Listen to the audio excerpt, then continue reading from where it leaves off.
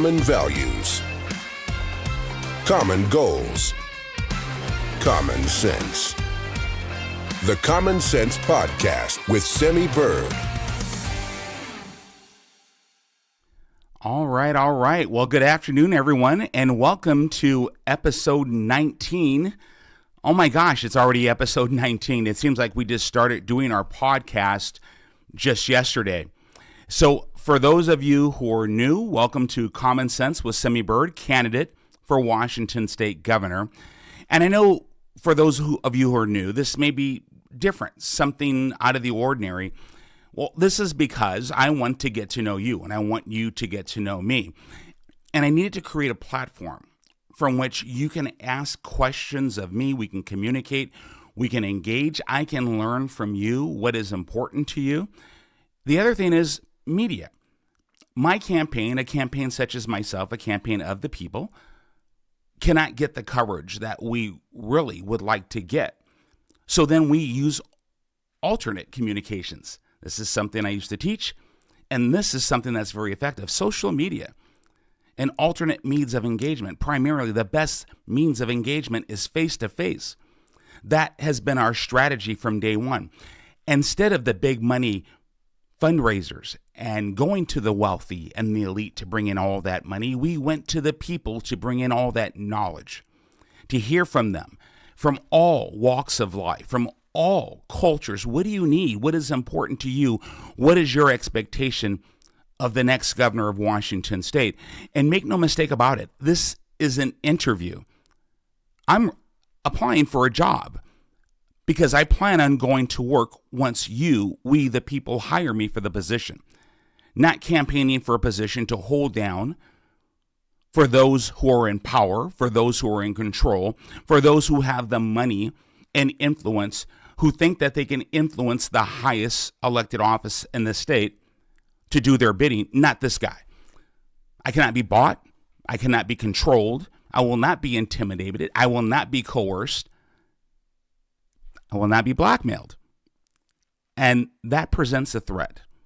And as I've said, when you have the establishment of all parties playing citizens for fools by dividing us and pitting us against each other, we stop talking about the issues and we focus on just you're bad or you're bad. We're not doing that this campaign. Although so much vitriol has been brought forward, we're not going to give in to that. We're going to stay positive. We're going to continue to call for unity and civility. So we're going to get right to the questions. There's a lot to brief you guys on. And as always, thank you all so much for your support. Thank you for your personal courage to stand steadfast for your values, for what you believe in, for what is important to you, perhaps your family, your children, your grandchildren, a brighter and better future for Washington State, one in which we the people, all races, all creeds, all colors, we're Americans. We will not bring back segregation. We're going old school, baby. All right, so let's get to the questions. That usually we start with the list that have been sent in ahead of time. Again, I have not read them yet. We have questions that come up on the screen, and I want to explain the screen that I have to my list. My friends, I have a 4x6 screen, and we have message feeds from Rumble, from Twitter, from Facebook, from YouTube, all coming in, boom, boom, boom, boom, boom. And so if I miss a question, please give me some grace. It's because I missed it. It's not that I ignored you or I was afraid to answer your question. Those of you who know me know I'll take the most difficult questions and welcome them. And if I don't know something, I don't know something. And I'll tell you, I'll ask for context. And there was a couple questions last week where someone wrote something down and I didn't understand the context. And here's one example. A person said, what is your stance on, or just red flag laws? And I'm like, red flag laws? You know, the first thing that came to my mind was the send down laws. And red flag is not a law. There is no red flag law named red flag. But if you're talking about the Second Amendment and infringement upon, we have what we call ERPO, Emergency Risk Protection Orders. Now, ERPO says that if you are found mentally unstable, and deemed not safe to have a firearm where you present a danger to yourself or to others, well then by law enforcement can take action. Citizens can take action to petition the courts. There's a process. And I understand that. So when you're doing a podcast and you have all these questions and someone says something like red flag laws, just understand, give grace. And I understand that gentleman is not a fan of mine. That's probably what his intent was, to get a talking point for social media, and that's okay. He is always welcome to come in, and so is anybody else. Stump the chump, that's okay. I learn from everything. Another one was brought up, Albert sensors. Someone last week said Albert sensors. Now, keep in mind, I've worked international intelligence. So I understand if we're talking about cybersecurity, the application. It's just that we were talking about campaigning for governor, and out of the blue, Albert sensors pops up on our feed over here. And I'm like, okay, is that real, applicable? Are they talking about CISA, Cybersecurity Infrastructure Security Agency, and cybersecurity, or is this something different? I did not understand. Well, when I went back through the notes after the podcast was over, because that came later in the podcast, I saw someone had typed in CISA, which would have been my clue, and I would have gotten into detail. So let's do that now, like we just did with ERPO. I can talk about CISA all day long. I've worked with them, but let's go to actually Albert sensors. Albert sensors is simply a mechanism that is placed in our cybersecurity infrastructure to protect incursion into our systems. It's a preventive measure that warns us, that tells us there's a breach someplace, and identifies where the breach is coming from. And again, I'm not going to go into detail on this, not because I don't know. It's because I held a top secret SCI clearance, and I had that level of access of understanding our protocols for cybersecurity. And one of our largest cybersecurity groups in this nation, I have worked with internationally. So I understand the concept of Albert sensors. There's a little bit more. I'm sure this individual has probably brought this up for this campaign or for this election because, well, in Washington State, Secretary Hobbs, and this started back with, I believe, Secretary Wyman, who I believe worked for CISA or one of the civilian offshoots of CISA, which was a cybersecurity contractor. And they have brought in that technology to Washington State, and we have almost all of our counties utilizing this technology, except for two. Now, the downside, and I put a request in to get more information, and I want to visit with the Secretary of State to get in-depth understanding, because I do understand the technology. It can be used nefariously, and I don't want to assume that it's data collection. It's metadata is the danger of systems when you are tracking and you are monitoring. To monitor for security breaches is a good thing. To monitor, to use certain information, because we're talking about algorithmic tracking. You know, a letter, a word, a sequence of words, computers working like this will send a signal, and then you'll have an operator, an analyst, which will later on dissect all of that, trace it down. And again, I'm not going to go into detail on how that is done, but that can be danger if that information is misused. We must never compromise our First Amendment, our people's right to have discussion. So that is what I would like to find out. There, Albert Sensor, and I think those were the two questions that I missed. I did not get to. If I miss any of your questions here, or if I don't get to them here, have the faith. I will eventually get there. I will never run away from one of your questions. I actually enjoy it. It's my favorite part of campaigning is to meet you, to learn from you, and to have a conversation with you. Okay, let's get over here. Now, again, knowing that I have to scroll around and I'm looking for questions, I'm going to scroll up to the top, so I'm going to explain how we do this. Oh, okay, at the very top. When was the BCRP, so I know what that is, Benton County Republican Party State Delegate List submitted? Thank you for asking that question. I'll be nice about this. The Benton County Republican Party, I am the chairman of the Benton County Republican Party. I'm also a candidate for Washington State Governor. you can see how those two things can present a conflict of interest if I was to have an ethics problem. We submitted our list on time. The requirement for submission was set at a certain date. I personally contacted the WSRP and asked them, can you confirm that the submission date was the 25th? And she said yes. I'm not going to list her name because I do not want to put her information out there. I'm sure she'll honor it by when you call the WSRP to verify what I'm saying, which I encourage you all to please do. Call the Washington State Republican Party. Ask them, did Benton County Republican Party submit their list on the due date as per the convention rules? And their answer needs to be yes. And if it's not, please let me know, whether you go through our county or you go through my campaign. Let us know, because we have a timestamp for everything. We have those receipts. So all those delegates must be seated. But now there's more to it.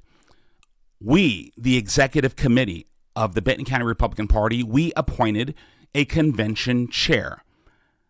My leadership style is not to bully or be a dictator, where I run dictatorship over my county party, over my PCOs, and over my executive committee. I serve my central committee. I serve my PCOs. I do not charge them as elected officials to be a member of my party, nor do I silence them. We're not a dictatorship. And so I partner with my executive committee. And we, as an executive committee, we chose to appoint our state committeemen to serve as our convention and caucus chair, removing myself, Semi Bird, from the equation. In fact, I did not attend my county convention. I did not preside over it because I was not there.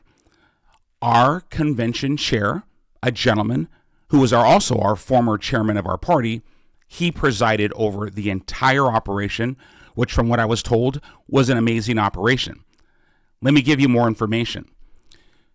When I returned, I was told at our first executive committee meeting that a motion from the floor of the convention was made by a gentleman who was an attorney, who was a Reichert and DeSantis supporter, made a motion that in summary stated, if we do not get enough delegates identified here at the convention, that they would motion to assign the executive committee of the Benton County Republican Party to continue that, to assign any extra needed delegates.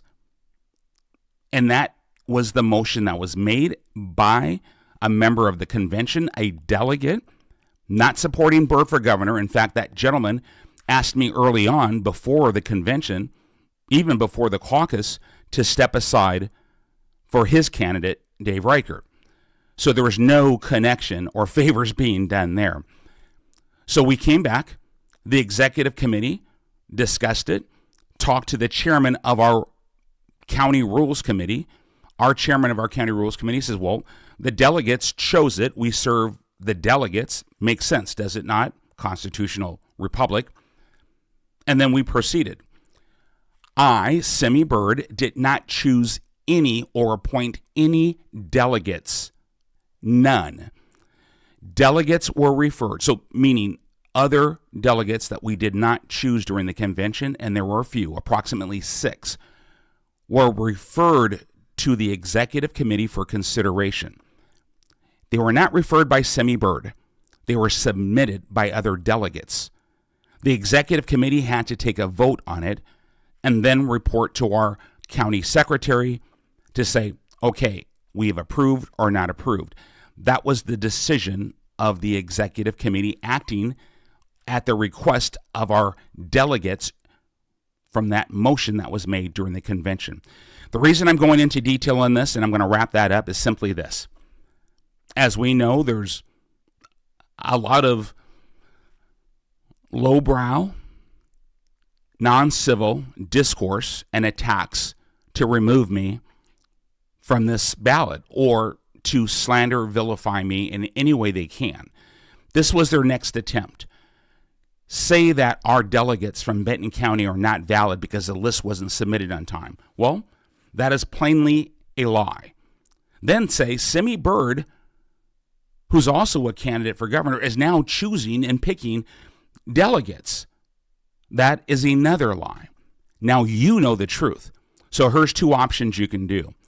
I encourage you, first and foremost, call the Washington State Republican Party and ask them, did I misrepresent in any way in this session that will be recorded and reposted? Anything. And then you can call our county party, and I'll put you in touch with anyone you want to other than myself. I would recommend you contact our convention chair, Mike Massey. So I'm going to give you Michael's name. He's our former chairman and is our state committeeman. So I think I answered that. Hopefully I was clear enough for everybody. If you have follow-on questions to that, please ask me, and I'll answer it before this podcast is over. I want to bump down through here. I see a lot of thumbs up. I see some friends. Good to see you, my friends. Oh, my goodness. Thank you, Dee. Thank you very much. It's my honor. We just got back home. This morning at 0130 from the West Side, spent almost a week on the West Side, all over the place, campaigning, meeting people from Whidbey Island to Wahkiakum to Lake Stevens to Lewis County. Oh, my goodness. We were everywhere. Snohomish County last night, and left that wonderful legislative district meeting, which we packed the house there. It was a wonderful get-together. Other people, I can't wait till you win. Thank you, my friends. Thank you. Okay, I'm looking for question marks, and so you guys, if I miss it, you can all chime in. Who else here is going to Spokane? That's good. Let's see there. I'm hoping everybody's going to Spokane, and I do hope you support me. Priority spending. I'm looking here. I'm looking for questions. Restored salmon and steelhead hatcheries. That's coming from Joe. We did meet with the tribes. That was one of my visits, which was beautiful.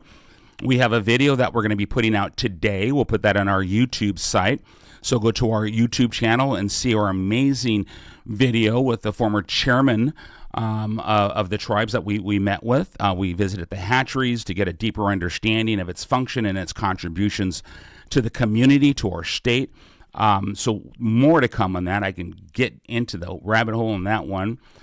No, thank you. And I am grassroots. That's the whole idea, and probably why the attacks continue to come in. This is a matter of power and control. And I'm going to pause this. You guys just be patient with me for a minute. Not blame at all. And I always call for civility. I ask my supporters, do not respond in kind. Do not go after the other gentleman and call names and try to bring family into this. Don't go back 25 and 30 years and try to dig up dirt and then put a half-truth out there and spin it and then vilify that. We say some things like, learn from your mistakes, but keep moving on. And then when it comes to politics, we look to the anointed ones who allegedly have lived a perfect life, saith the people who are in control and power. And then you have these individuals that will create these websites to tarnish a man's life and attack his family. And those people, who are those people? Well, it's clear on that website that pretty much labels Simi as the evil person.com. That's not what it's called. I'm not going to direct people to it. But who paid for that site? One of the largest donors to the state party. One of the largest donors maxed out to the other gentleman's campaign. So is that by accident or coincidence? Oh, how about this new poll that came out from Echelon Insights? Who paid for that poll? The same gentleman who paid for that website to target Simi Bird. Do you see the correlation? I'm not blaming. Understand something about paid polls. And that same company, Echelon Insights, who paid for that poll that came in before that last poll that everybody and their third cousin is putting out as the credible poll? Well, it was the other campaign themselves. It's not an allegation. You go to the PDC and look under expenditures, and you'll see a $30,000 expense. I'm not knocking it. You could argue that is a brilliant strategy. Go to a polling company, pay for it. Have them use a sample group to sample a group that is beneficial to your campaign. Put those numbers out and make you look like a shining star in winning. And people are going to buy that hook, line, and sinker for those of you who believe in those polls. And then you have this other concept called straw polls. Straw polls in which real human beings, real conservatives show up to a caucus or a convention and decide to say by straw, I support this person or I support this person. And then we hear from real people who are now going to be or want to go to the convention, and they're telling us who they're supporting. So for us, with the convention being our strategic 50-meter target, why are we using straw polls instead of paying using tens of thousands of dollars of our campaign money to buy a poll to make us look better than we actually are? Well, I think you can figure that out. So I wanted to get that out there. Draw the comparisons. Why would the same group or individual finance a hit piece website, finance a poll, be the max donor to the other gentleman? It's all connected. Why is that person connected to this other organization that has been slandering me and vilifying me from day one? I'm not saying this because I'm a victim. I get it. It's not even personal. And I've already said, I forgive them. They may not even want my forgiveness. Well, it doesn't matter. What I'm trying to say is we're cool. Because after we win the convention next week, my hand will be extended to them. It is moving on time. It's unity time. It's time for us to rally together. We heard from the citizens. Now we're going to move on. And then there's the primary. Because truthfully, the primary is the citizens, the true citizens mechanism where the people speak. Not this convened meeting that a party determines, but the real citizens vote, which is in the primary and the general. We're going to win both. Oh, I'm looking forward to the general. And I'm looking forward to someone who is willing to have a debate, a respectful debate, so that citizens can hear where candidates stand on issues. What are their solutions? Because again, we should be applying for this position, whereas the citizens of this state are the interview panel. Do you not deserve to know where your candidates stand on issues? Do you not deserve that live interview? Not recorded, not with the answers given ahead of time, but real, live, raw, citizens. Oh, maybe I'm just different. Where was I? And so we have, yes, someone mentioned that there's a state party, or not a state party. There's a party chair on the west side of the state. I'm not going to name him. I'm not going to call it his county. But yes, this gentleman has been the one out there saying, oh, there's some hanky-panky going on in Benton County. Yes, he's the same gentleman that blackballed me from their convention. Can you imagine a county party that would blackball another Republican candidate? I'm an elected precinct committee officer. I'm an elected chairman of a Republican party for Benton County. I'm on the executive board of the Washington State Republican Party. I think that kind of hints that maybe I'm a Republican, or at least it did. I've learned what this state Republican definition's about, and we can have a discussion about that. Because I realize I'm old school Republican. I'm an abolition Republican. I'm a women's rights Republican. I'm a civil rights Republican. And I'm a parents' rights Republican. I'm a unity Republican. I'm an innovation, moving forward together Republican. Serving and understanding and protecting the Constitution of the United States and honoring the intent of our founders to respect our national sovereignty, the value of that flag that identifies that all citizens, regardless of race, creed, color, or religion, that flag defines us all. And America is a very beautiful and special place. And it has no room for racism. It has no room for prejudice. It has no room for those who will take us back to dark times. But America has always been a nation to move us forward to brighter and better times. That's what that Statue of Liberty was all about. Freedom, independence, and opportunities for all. Yeah, I'm ready to value that. And everything our traditions our constitutional republic and what it stands for. Okay, I'm on my soapbox, but can you feel me through this? No, I'm not the chosen one, the anointed one by the wealthy and the elite political class, and that's okay. I'm a capitalist, so I don't penalize those with money. I'm like, hey, I support you, make more money, and you use it as you wish. But there's a right way and a wrong way, and in a constitutional republic, it is the people who decide who they vote for, not you, political class and group of wealthy elites that think you can bankroll someone and insert your candidate and then bully someone else who represents the people in the Constitution and think you're going to get away with it, because you're not. And you can clearly see that you're not, which is why you're getting more desperate. Bless your hearts. It's not going to work because the people are seeing through it. You know why? COVID. We all learned what was happening to our children and our grandchildren, and we're not letting that happen. That's the era of the mama bears. That's right. Those same mama bears, they know where Semi Bird stands on education, and I'm willing to have that discussion. I've had that discussion. There's more to say on that. Again, I'm just fired up today. I'm excited about the future, and it starts next week at that convention where winter soldiers show up, winter patriots show up to honor the Constitution, to honor American values, to say we will not be bought. We will not be swayed or dismayed by smoke and mirrors. We will not be incentivized or influenced by dirt. No, we are a decent people. Oh, it's a beautiful country. All right, where are we at? Come on now, Semi. Let's get back on point. Let's get it going here. I'm looking for question marks, y'all. Semi, can you head north to Spokane, to Colville area? Darn right, Carrie, I can. I have been there a couple times.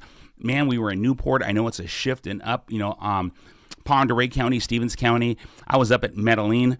I'm sure I said it because my friend Bill will always say Medellin. I love it up there, and I will come back 100%. The tribes have better hatchery techniques than the Washington Department of Fish and Wildlife. While we're on that, Joe, Joe, the tribes have some amazing fisheries. If you guys could see this, and we're going to, I'm looking forward to talking about this. I mean, the technology, innovation, it's a beautiful thing, you guys. And again, I cannot wait to educate people on what they're doing. This is a beautiful thing. And I'm right there with you. And speaking of fish and wildlife, it's very clear, and everyone knows that I support our hunters and our anglers 100%. I subscribe to the North American model of wildlife conservation, and those commissioners need to recognize that when I get elected, and in January when I take office, commissioners to the WDFW, they're appointed by the governor. And the laws say we must have representation of those hunters and those anglers, and I will make sure we have representation of hunters and anglers to preserve the generational tradition. They are the best stewards of our environment. They are the best stewards of conservation, hunters and anglers. And so there's me. I've actually read it. I've written on it. I know the tenets. So we can have that discussion. See, this is what a debate would do. You could learn, not just talking points. We can get down into the weeds and have good discussion. Don't worry, I'm going to go to the written list, but I'm doing something different today. I don't want to miss anybody here. See, I'm learning. I'm looking for question marks. If I miss it, y'all got to put it back in again. I'm looking. Okay, I don't see any other question marks. Okay, I'm going to take a pause here, and now I'm going to bounce to what's in writing. I'm still looking. Everybody keeps saying this gentleman who's the chair of the other county on the west side, who has taken upon himself to advocate for the other gentleman, blackball me. It's almost like we went back to the 60s. It was an interesting proposition. There was a time, and they did call it the send-down laws. We blame progressives for taking us back. What I call a progressive plantation, this mindset of division and segregation. You call yourself a Republican, and you ever subscribe to dividing us as Americans, separating Americans from themselves, and then within your own party to say this, a known party chair, a known precinct committee officer, but a known candidate for governor, Republican candidate, will not be allowed to your convention? I mean, just allowed, even as a witness, just to see, just to show up, and people are going to threaten to have me arrested? How desperate and wrong is that? But that's okay. That ship sailed. Another example of what we're dealing with. How do you unite with that? Nonetheless, after we win this convention, my hand will be extended and we will unite. The opportunity will be given. All right. I'm going to get to the bottom. I know I'm missing something. Okay. How about in-person voting? Well, Bill, I'm writing an election integrity bill. I support in-person voting. I support same-day voting. I support paper ballots. I support having a state holiday to facilitate voting to get people to vote. I don't support the motor voter where you register for your driver's license and you must opt out or you're automatically registered to vote. I support a law that actually enforces cleaning the voter rolls. We have a law in the books that says we're supposed to do it on a regular basis, and you can assume it's every 30 days, but they're not doing it and nothing stipulates it. And at the state level, there's no penalty. So yes, in-person voting, paper voting, clean up the voter rolls. We will stipulate a date. We will stipulate a penalty if you don't do this, because these are civil rights of citizens, regardless of party. Democrat, Republican, Independent, it doesn't matter what party or no party. Everybody wants free, fair, and clean elections. Unlike this election interference that we're seeing right now with my election, everything I've been talking about, it's not me whining. It's truth telling. Truth is love. I love my country. I love the idea of election integrity. And so if we truly love election integrity, how can you talk about election integrity on one side of your mouth, blackball a legitimate candidate on the other side of your mouth? On one side of your mouth, you're talking about spending money for election integrity, but on the other side, you're going to give up the people's voice and bring in these mechanisms and these political aristocrats and wealthy elites, and you're going to allow them to buy the election? And then you, people in charge of official, parties, are going to remain on the sidelines and remain silent as all this is happening? When you know lists are submitted on time, when you know the truth, you say nothing?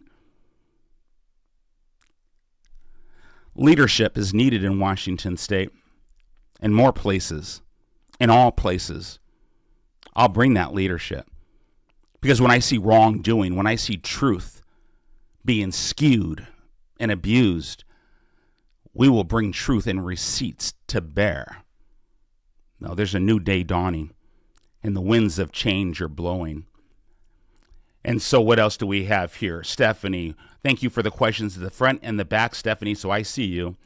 What about getting rid of the voting tabulators? So I when you say tabulators, my friend, again, this is not like a code red dawn, red laws. This is machines. Tabulators. How about people tabulators with poll watchers and backup and cameras and forensic audits that show those cameras so that people know conclusively, here's all the hands in that cookie jar, and here's what the hands were doing. So no, we know the science, and what the studies say, in-person voting is the best. So when you remove the machines, you take out the opportunity for compromise. That's part of my election integrity bill. I hope I answered your question, my friend. If I didn't, I ask you to please resubmit so I can clarify. All right. I think I did it. I think someone supported me. Okay. Now we're going to rock this. Okay. My friends over there on the left, we're going to rock over here. And again, I'll come back to you guys on the left. I like what Stephanie did. She had questions before and at the end of the question, so this knucklehead couldn't miss it. What is your stance on the Second Amendment of the Constitution? What are your thoughts on gun control legislation passed? Okay, here's the update. Just the other day, my friend Pete Serrano, he's a personal friend, a dear friend, and I love him and his family, and I support his campaign. Just putting that out there. 100%, and I encourage everyone else to support him. And by the way, for my supporters, just because you may see him being supported by other people who are trying to bury me or lynch me, Pete Serrano is a good man. Support him and vote for him. Please.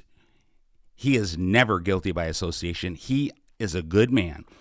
Pete Serrano and Silent Majority Foundation have been fighting for our Second Amendment rights in Washington State. It's Article 1, Section 24 of the Washington State Constitution, which actually gives us more rights. Well, I'm going to say 72 hours. Keep in mind, I've been on the road nonstop for many, many days. There was a judgment that was put in. It was actually an injunction by a court judge that says, well, no, stop. Bob Ferguson, you violated the Constitution. You violated the Constitution of the United States of America, and this magazine capacity ban is unconstitutional. This, for many of us, and I have been saying this for months, well, a year since I've been campaigning. So this is not about me. It's about the Constitution and you. We have been talking about this. Judge Benavides, federal 9th Circuit judge, this went up. California's MAG capacity ban went to the Supreme Court. Supreme Court kicked it back. Judge Benavides says it's unconstitutional. And since that, this is last summer, I've been saying there's the legal precedent for Governor Byrd to say, no, we're not playing this game.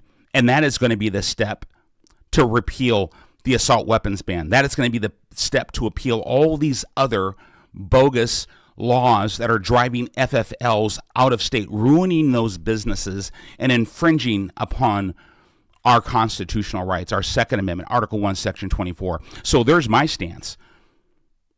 There's my stance on protecting the Constitution and ensuring our Second Amendment rights.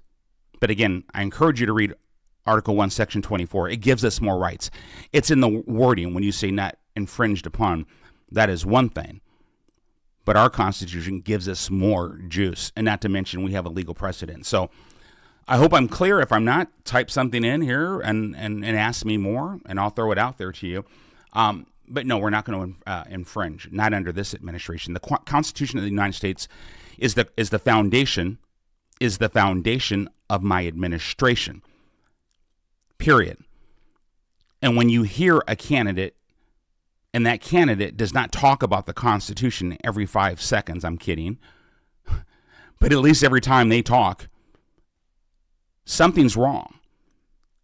Something is wrong, especially for the chief executive officer of the state, and especially for someone running for attorney general. But I know Pete.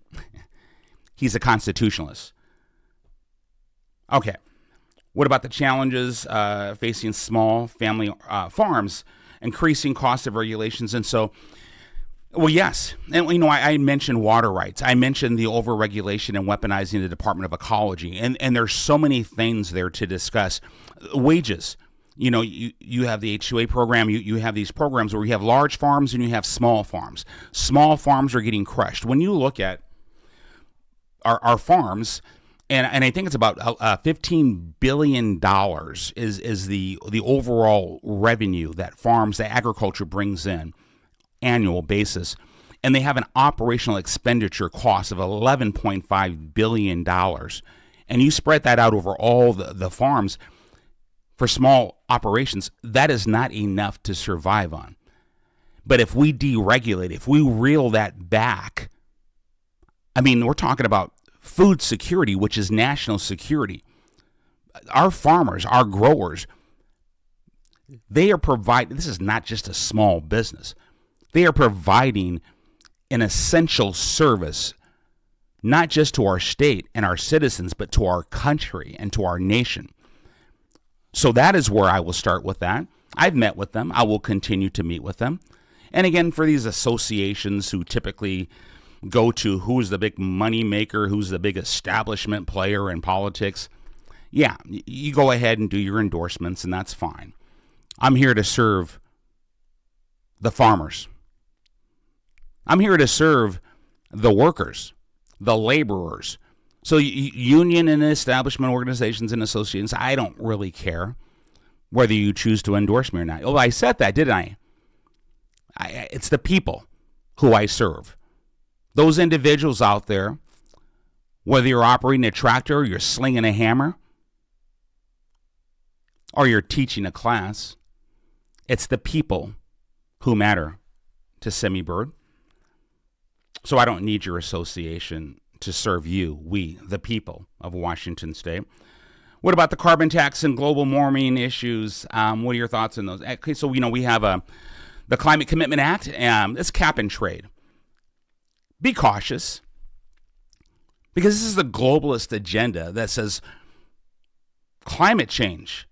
And so we must put these windmills on every hillside and our landscapes, not understanding that the cost of those windmills, for what it costs to put them up, what it costs to maintain them, the tens of thousands of birds that it kills for these for PETA and these other organizations that will talk about the spotted owl, but then we'll kill birds by the tens of thousands.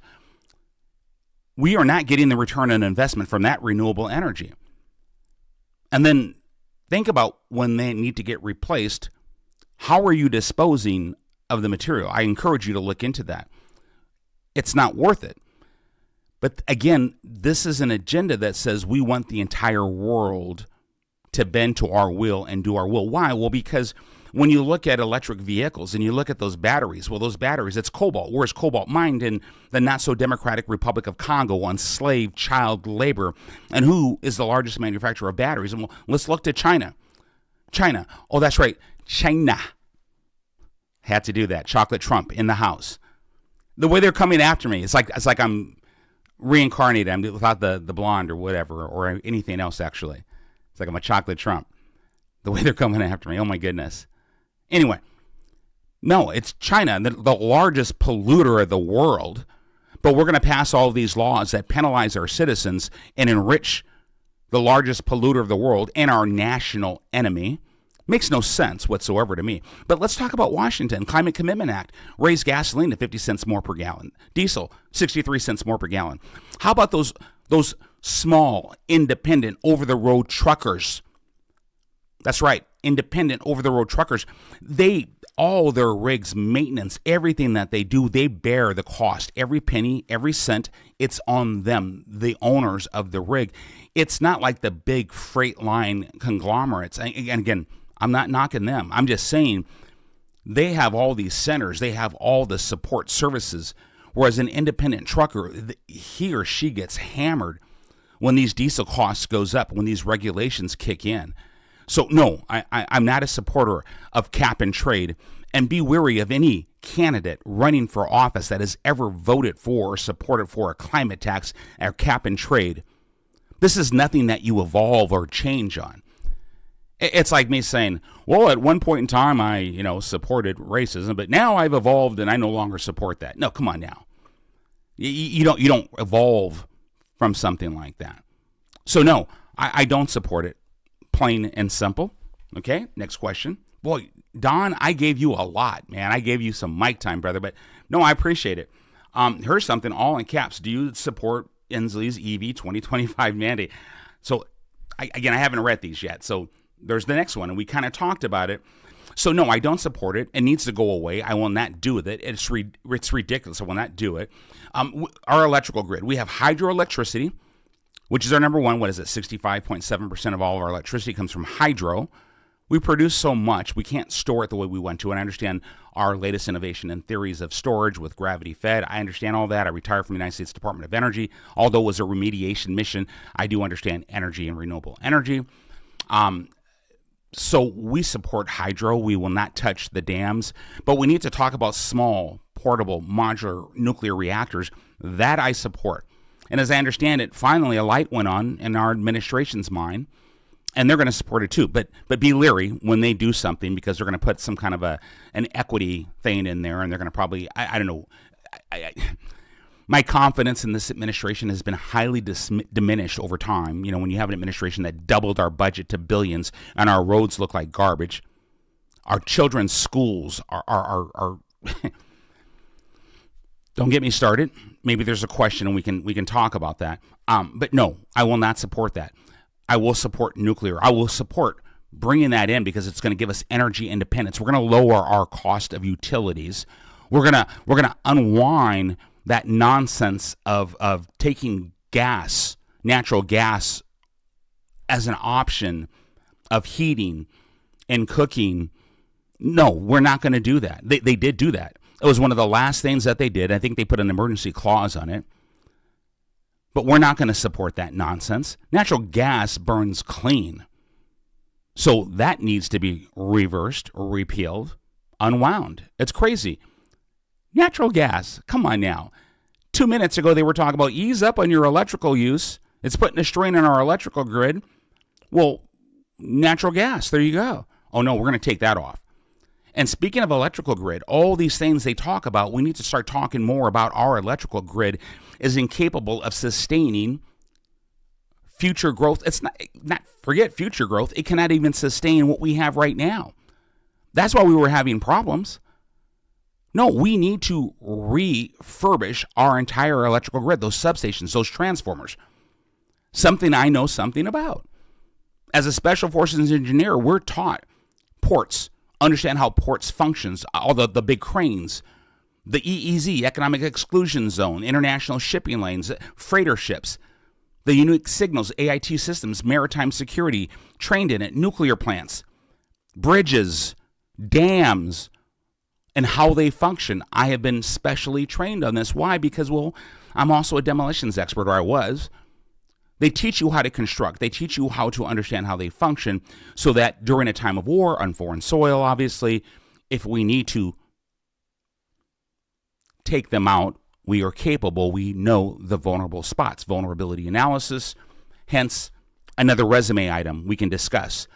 So no, my friend, thank you, Clint, for the question. I don't support it.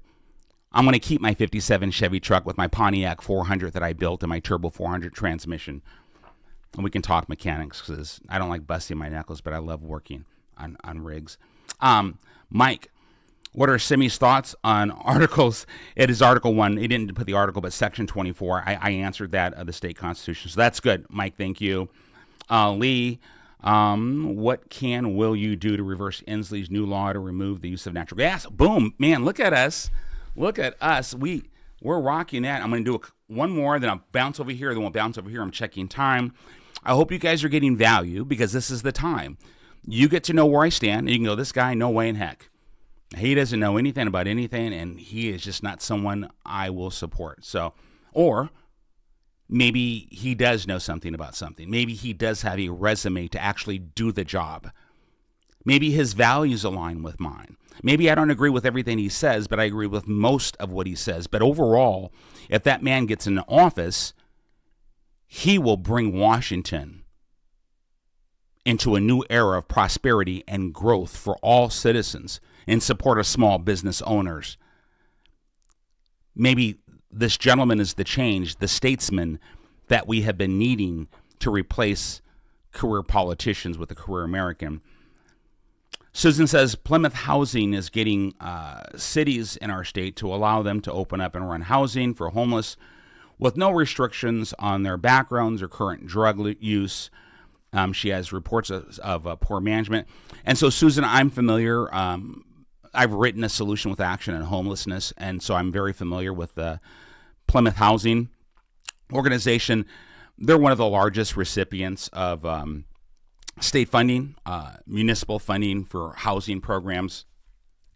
So let me be clear on homelessness.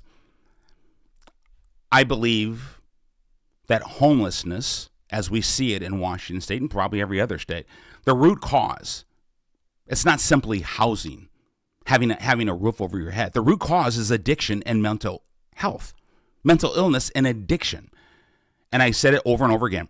If you're smoking or shooting up something, a substance, a combination of horse tranquilizer and fentanyl, knowing that your flesh is falling off your body, but you keep going back and you keep going back, please understand, this is the issue. This is the problem.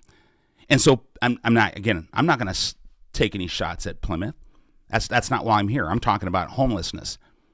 We have created a homelessness industrial complex in which some nonprofits are getting rich.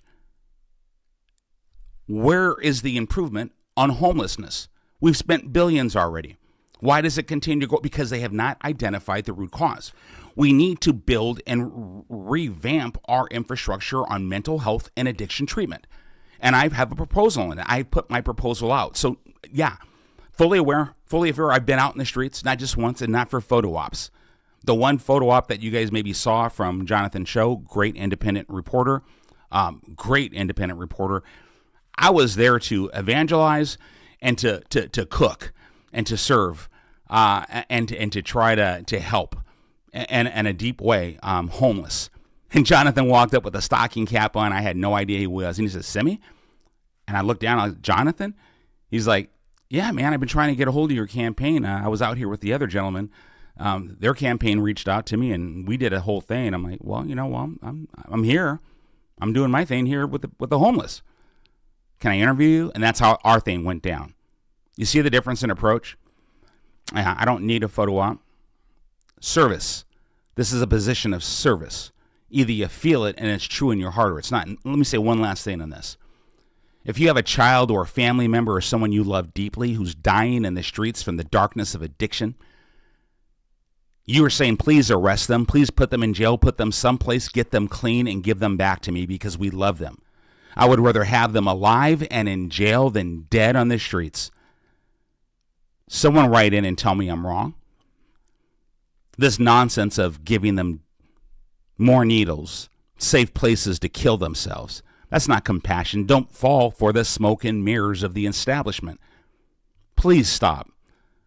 Use your head, use your mind. Stop. Checking time. Okay, I got to pick up.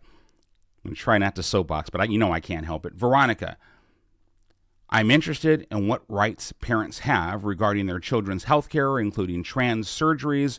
Also, do parents have options where their children can go to school, private school, public? Okay, I'll stop here or go here, but let me answer Veronica. And Veronica has like a handful more questions, and so I'm just going to give her a little thing, and maybe I can hit a lot of these. I support school choice. I support parents' rights. I've always supported it. When I was in the school board, it was the first motion I made. I swore in, and within 5 minutes of sitting down, I made a motion. And the establishment school board that was already there, oh, wait a minute, hold up, you don't, usually we talk about these things. Yeah, you talk about it, and then you do nothing about it. Parents are the primary stakeholders in their children's upbringing and in their children's education. And empirical studies vet out when parents are more involved in their children's lives and their education, children do better.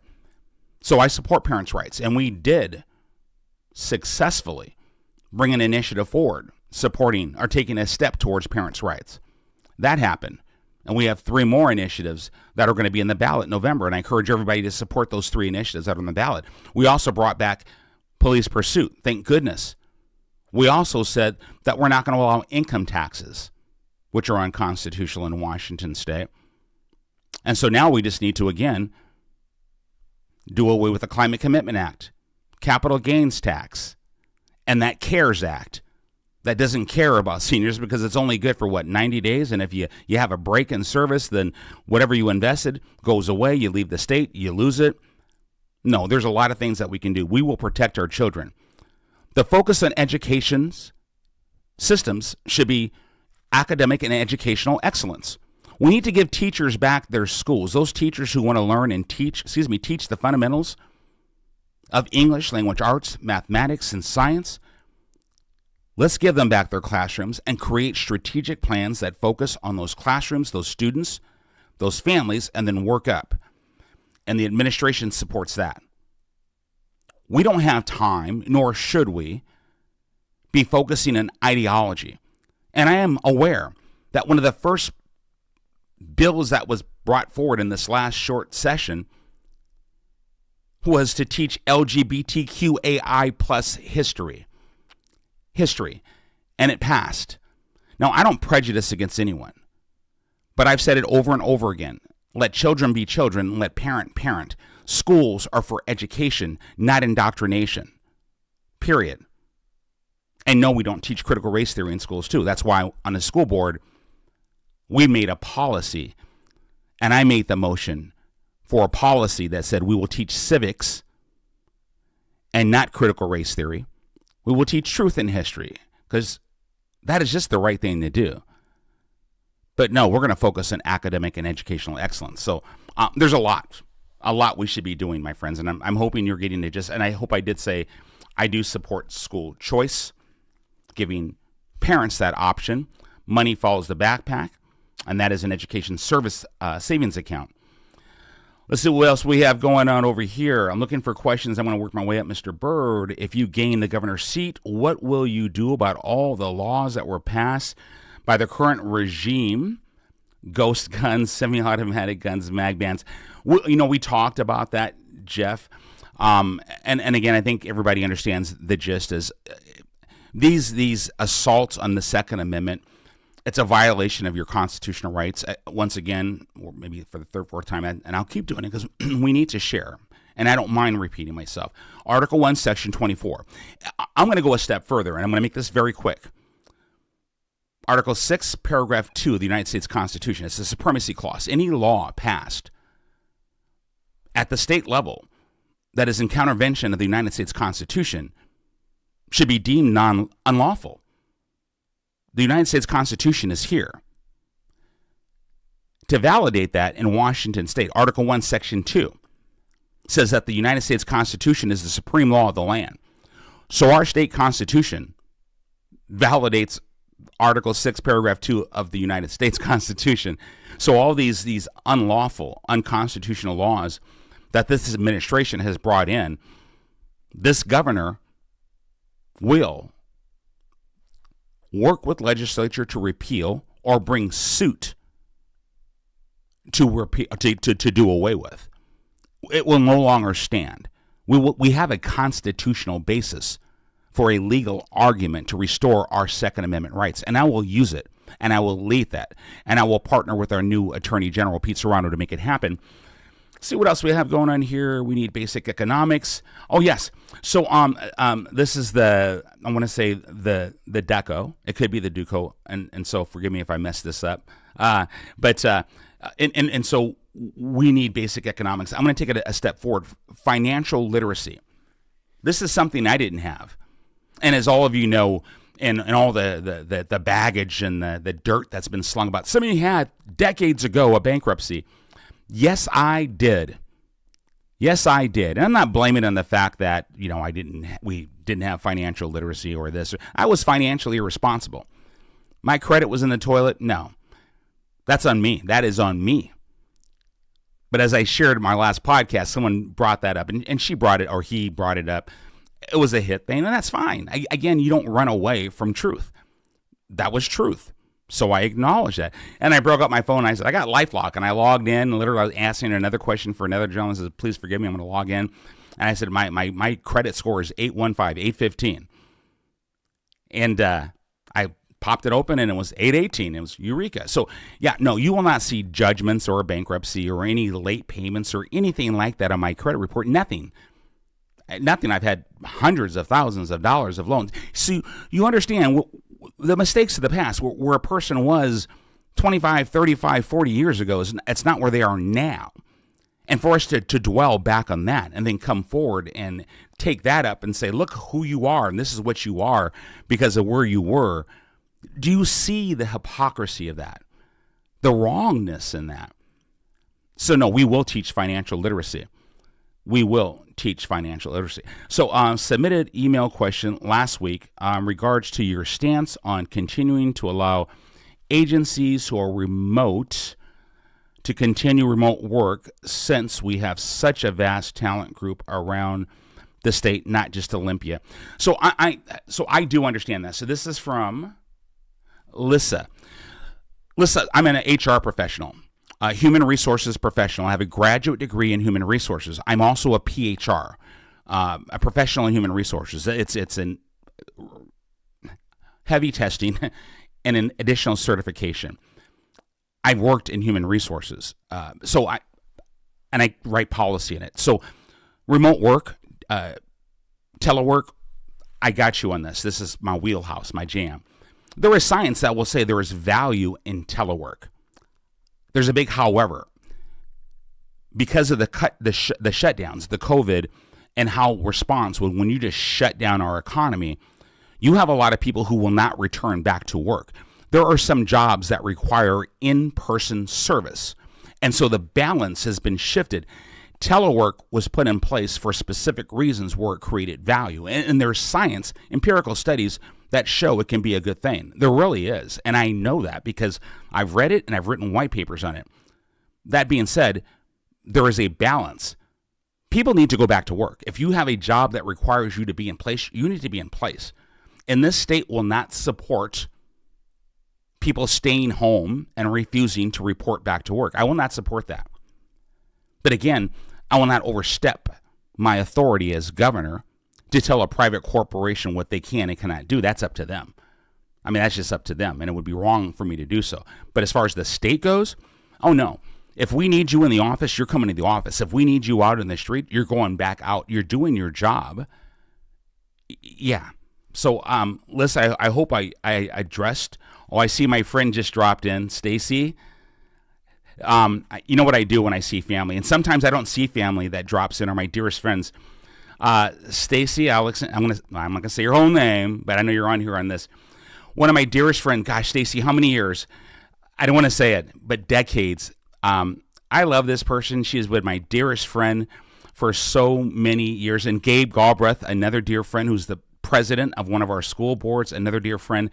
Stacy, thank you for your support. And I'm going to say this.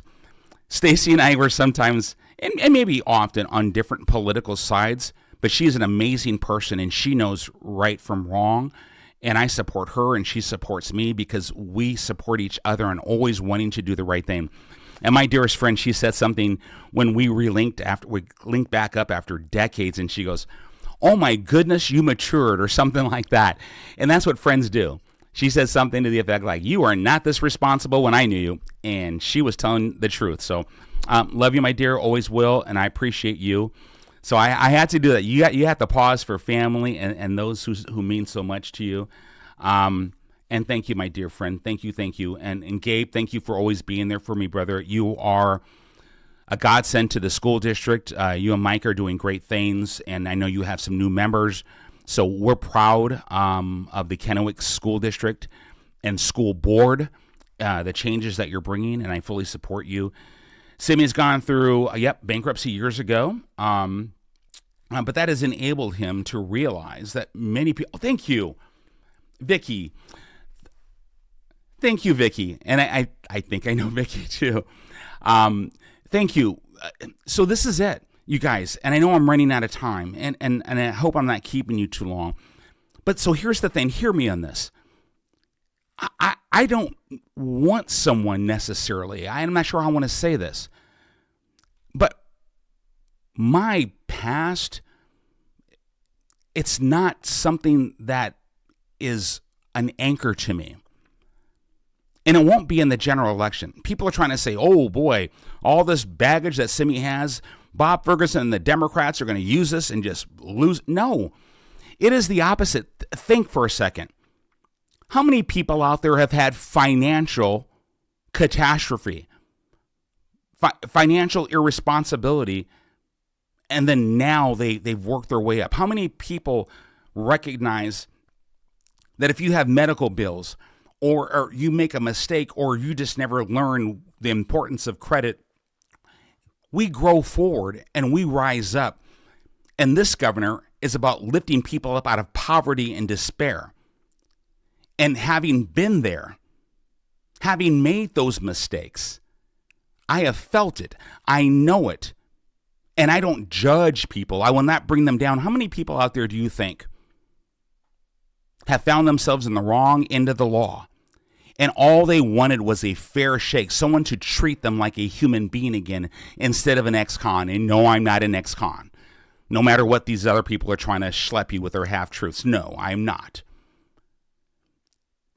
But why do we hold this around their neck like an anchor? I've said this over and over again. I've met some beautiful people who lived years in the darkness of addiction and alcoholism. And they are amazing citizens.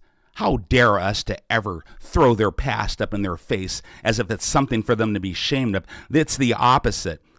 They should be the proudest people walking on the planet because of what they've overcome. It's called life, people. It's called life. And this governor of the people, by the people, for the people, now that is the real. That is the real. And let me say this. Dr. Martin Luther King Jr.'s dream, it's not done yet.